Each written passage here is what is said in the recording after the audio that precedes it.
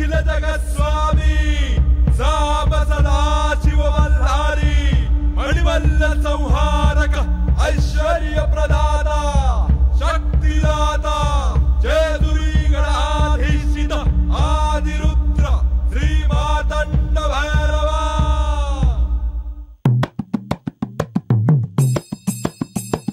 जय देवा जय देवा जय देवा जय देवा जय देवा जय शिव मातंडा।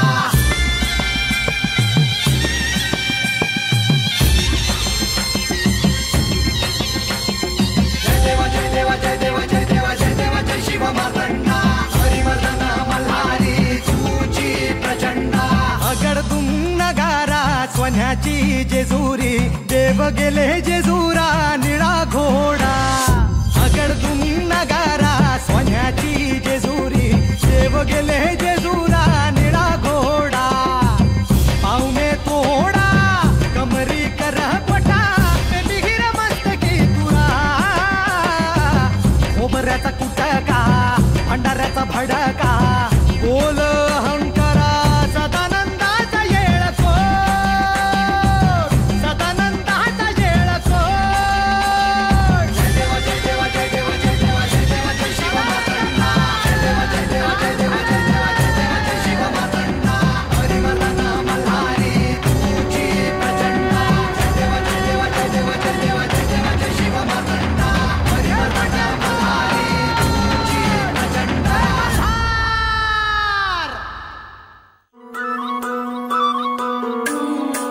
बानू, हरतालिकेची पूजा आता पूर्ण झाली आहे। ह्या सगळ्या स्त्रिया तुझ्याकडे आज पहिल्यांदाच आल्या आहेत। त्यांना हळदी कुंकू लावून त्यांना भोजन देऊन त्यांना प्रसन्न कर, कारण त्या देखील देवी स्वरूपच आहेत।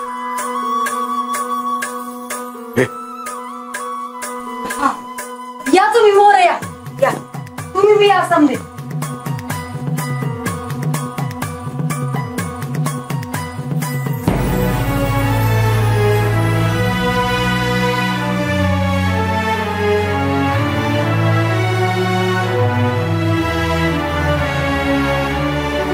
खूप सुंदर झाली ह पूजा आणि समारंभही।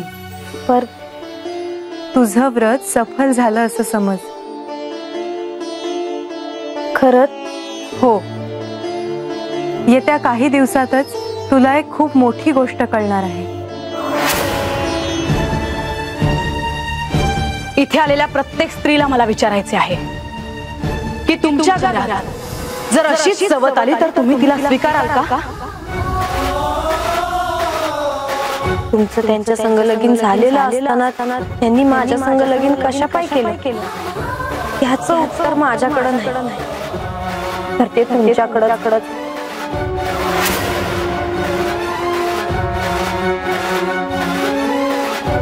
म्हाळसा, नकोय मला। म्हाळसा, शांत हो। तुला असं बघून सगळे घाबरले आहेत। कुणाचं काय होतंय, कुणाला काय वाटतंय याचाच मी आजपर्यंत विचार करत आले, पण आज माझ्या हृदयाला काय वेदना होतायत हे कोणालाच कळत नाही। एवढ्या समारंभात तू असं का वागलीस? याचा अर्थ तुलाही मी चुकले आहे असं वाटतंय। तसं नव्हे म्हाळसा, तुझी बाजू कितीही सत्याची असली तरी सगळ्यांना काय दिसणार? म्हाळसा बानूच्या वाड्यावर गेली आणि असं म्हणाली। मला जे वाटलं ते मी बोलले, पण वाईट कोण ठरलं?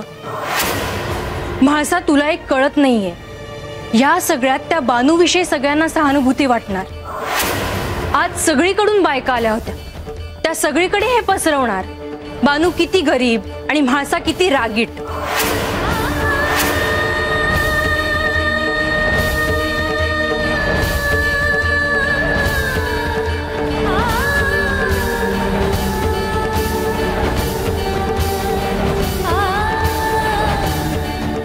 हे घे, बरं वाटेल।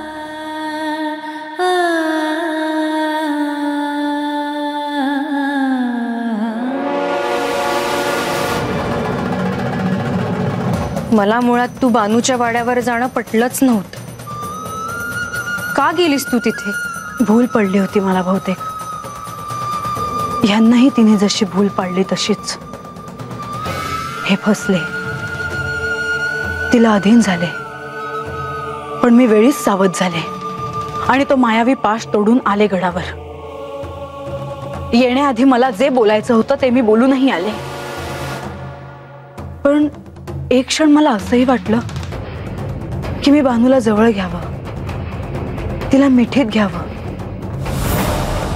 कोणातरी प्रिय व्यक्तीला खूप दिवसांनी भेटल्यावर कसं भरून येतं तसंच मला भरून आलं होतं.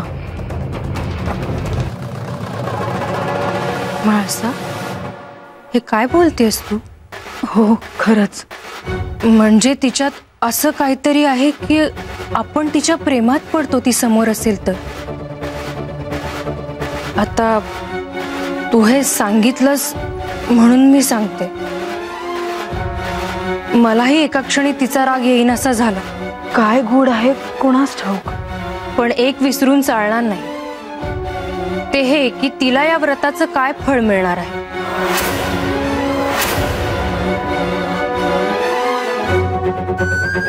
काहीही झालं तरी मी त्यांची अर्धांगिनी आहे. सारं सत्य मला कळायलाच हवं. मग भक्तीच्या शेवटच्या पायरीपर्यंत जाण्यासाठी मला माझा देह ठेवावा लागला तरीही चालेल.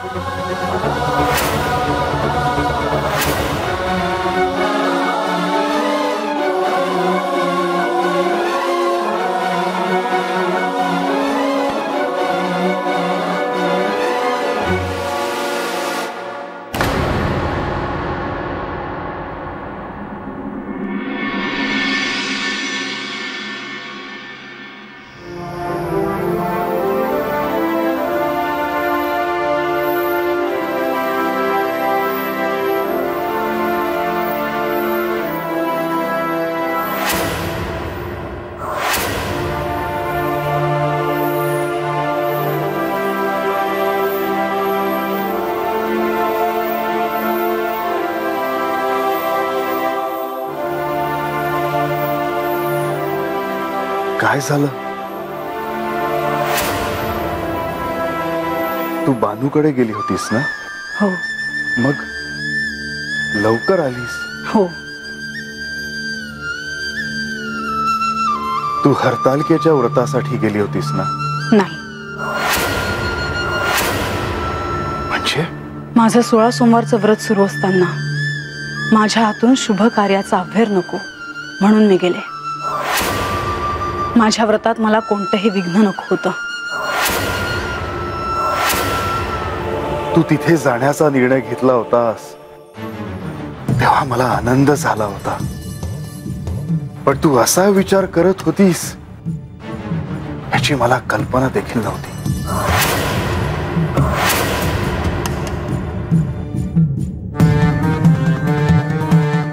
तुम्हाला आनंद होणं स्वाभाविक आहे. तुम्हाला असं वाटलं असेल की म्हाळसा सगळं विसरून गेली, तिने आपल्या सवतीला स्वीकारलं, पण ते शक्य नाही. म्हाळसा, तुझ्या मनातील हा राग कधीही जाणार नाही का? जोवर हा देह आहे, हा आत्मा आहे, तोवर मी अशीच आगीत धगधगत राहणार. माझ्या रागात मीच जळत राहणार आणि त्यासाठी तुम्हाला आणि त्या बानूला मी कारणीभूत ठरवत राहणार. स्वतःला किती त्रास करून घेशील? या जेजुरी गडावर मी ओल्या हळदीने आले, जिथे माझं सहस्त्र दिव्यांनी औक्षण झालं. सगळ्या प्रजेसमोर तुमची अर्धांगिनी म्हणून मला मिरवलं. त्याच गडाच्या पायऱ्या उतरून माझ्या सवतीच्या वाड्यावर मला जावं लागलं. सगळ्या बायका माझ्याकडे पाहून काय विचार करत असतील हे तुम्हाला कळणार नाही. हा निर्णय सर्वस्वी तुझा होता. तुम्ही गुप्तपणे तिला दिलेले व्रत त्याला कारणीभूत आहे. दोन्ही व्रतांमध्ये एक गोष्ट समान आहे आणि ती तू समजून घेतली नाहीस. दोन्ही व्रत पार्वतीने केली होती आणि ती पात्रता आता बानूकडे आली आहे आणि म्हणूनच मी तिला ते व्रत दिले. म्हाळसा, मी तुझा जरी पती असलो तरी तिचा मी आराध्य आहे आणि ह्या नात्याने मी तिला हे व्रत देऊ शकतो. आणि तुला ते प्रत्येक वेळी सांगणे बंधनकारक नाही किंवा तुला त्याचा राग येऊ नये. म्हणजे मी आता तुमच्या कोणत्या गोष्टीत लक्ष द्यायचं आणि कोणत्या गोष्टीत लक्ष द्यायचं नाही हेही ठरलं आहे. म्हाळसा, तू आज फार मोठी संधी गमावली आहेस.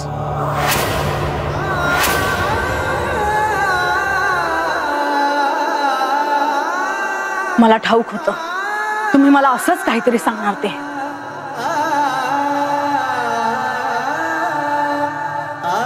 म्हाळसा, जर तू आज ह्या व्रतामध्ये मनापासून सहभागी झाली असतीस तर तुला तुझ्या गतजन्मातील एक महत्वाची गोष्ट कळली असती आणि पर्यायाने बानूलाही कळली असती. या व्रताचे निमित्त साधून तुम्ही तिला त्याचे फळ देणार.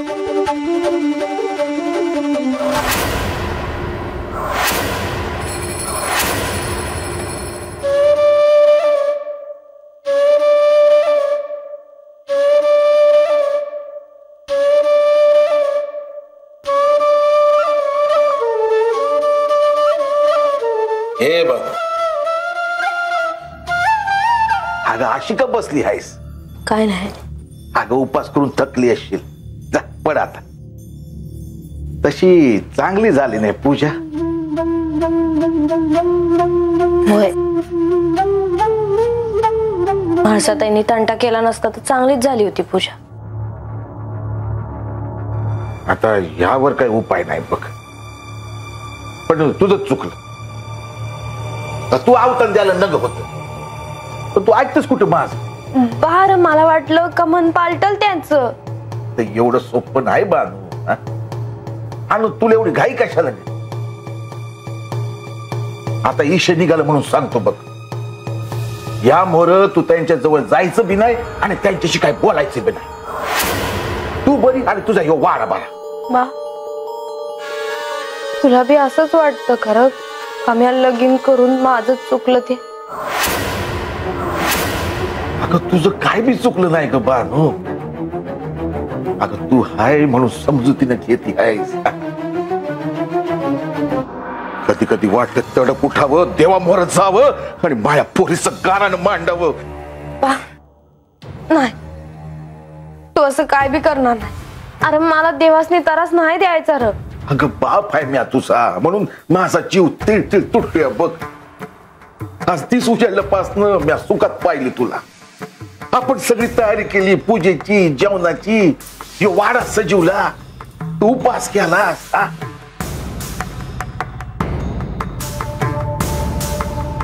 त्या समद्यावर पाणी पडलं बघ. काय करावं? दर वेळेला म्याच आपली तुझी समजूत घालतो या. पण आज काय करावं मला सुचेन असं झालंय बघ. बा, अरे देव आहेत माझ्या संग. अजून काय बी न ग मला.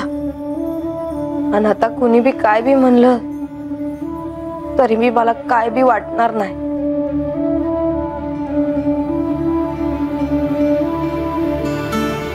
तुझी भक्ती आहे म्हणून समज पार पडते. ग जातो तू पड आता.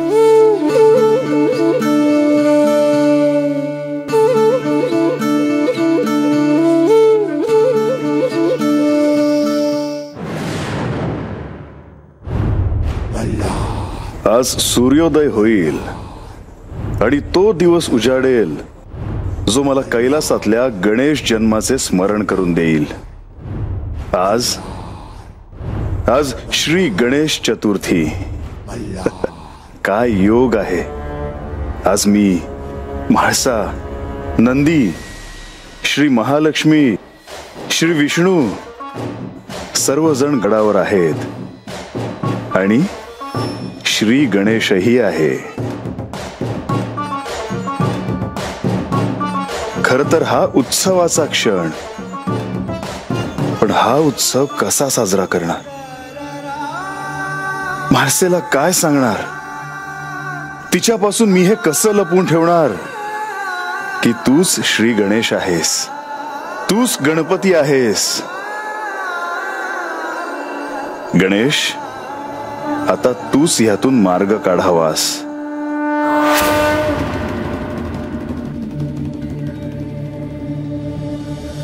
ब्राह्म मुहूर्त जवळ येतो आहे.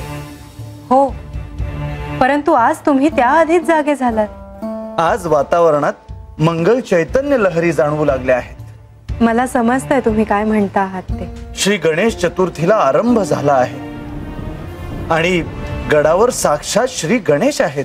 हो, आणि आपणही त्यांच्या सोबत आहोत. हा दुर्लभ योग आहे. त्यांच्या जन्माच्या तिथीला खूप काळ लोटून गेला असला तरी आज मला कैलासातला त्यांच्या जन्माचा प्रसंग जसाच्या तसा आठवतो आहे.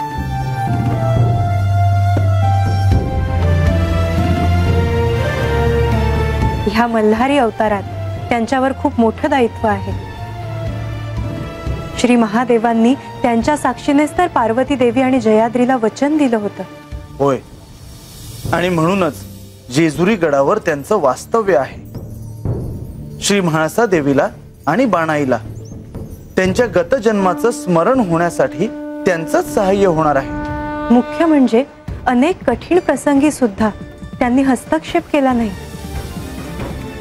मातृप्रेमापोटी त्यांना तसं करावंसं वाटलंही असेल, परंतु त्यांनी संयम ठेवला. म्हणूनच भविष्यात जेजुरी गडावरील श्री गणेशाची पूजा हळदीने होईल.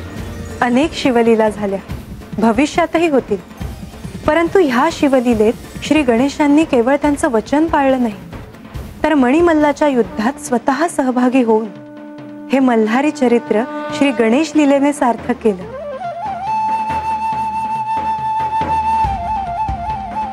आज सगळीकडे त्यांचा जन्मोत्सव साजरा होणार. मला गडावर जाग जाणवते आहे. मी म्हाळसा देवी जाग्या झाल्या आहेत का हे पाहून येते. होय, या.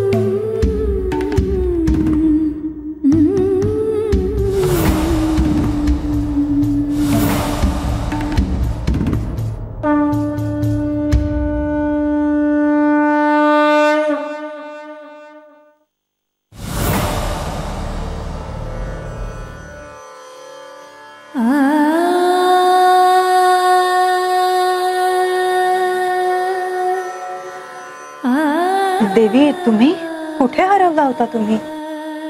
आणि तुमचे डोळे असे भरून का आले आहेत?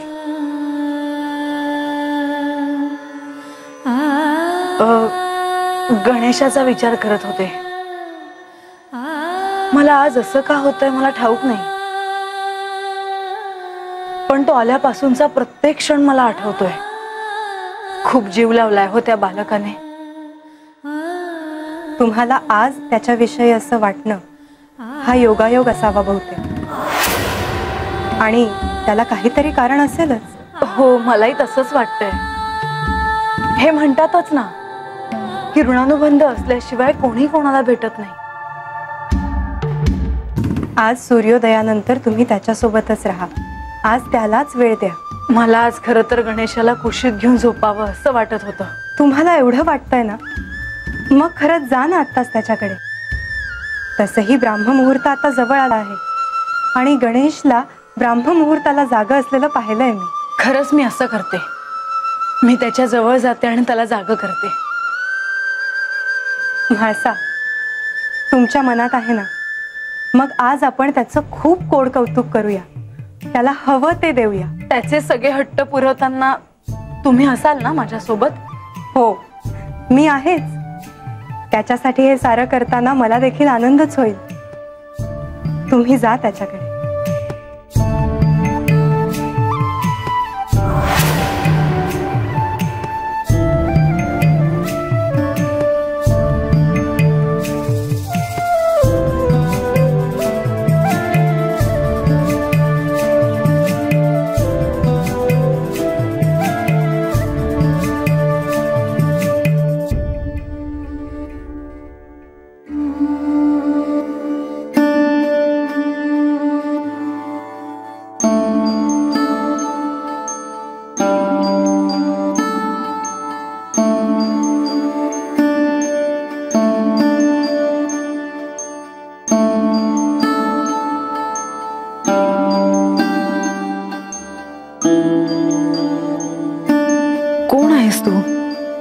कसा आलास माझ्याजवळ? काय नातं आहे तुझं आणि माझं? तुला पाहिलं की का भरून येतं मला? असं काय आहे तुझ्या असण्यात की मी स्वतःलाही विसरून जाते? तुझा स्पर्श सुद्धा इतका कोमल आहे की तुला कवेत घेतलं की सगळी चिंता विसरून जाते मी.